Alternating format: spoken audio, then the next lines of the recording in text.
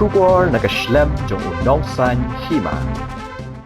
Superintendent of Police ka Rbyo District Giri Prasad habayakren berkilat patai kubor mentakas ngi ka khatsau tarik unaiweng arajar arpulai hadin ke jingyalang ulaong hagabay bat ka jingsha kem jong unong elam ka Rbyo Youth Organization uba baya tailang lapang borobolong ru hagaju ka poru chairman jong ka Joint Action Committee jong ki seng ba pher ki ba persha halor ka jingpen kot ya ka tamasa cherry blossom ulaong baka daw bala kem yu nong elam ka RBYO kadeh halor ka jington kti jong u Dawa Pisa nagaway ni petrol pump ka badan bernihan bade ka case jong u menta la simtino de ki pulit ka laban police station jong ka East Khasi Hills namarkat kum ki khubor balayo lum layatho ba ubaya tailang uladon bentaru hagaway ni ki kam Dawa Pisa hapo ka East Khasi Hills District but menta udang don happening ka jing sha token ha ki pulit go extortion in a petrol pump, yes.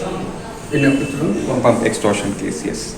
Any more arrests? No, nothing in that case. And what's the latest now, the case? So that case is now the case of East Khasi Hills. So he has been, yes.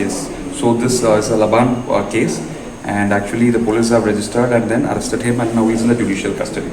This is also related to extortion in East Khasi Hills. So there are two cases, you mean one in Yes, Mumbai and one in East Khasi.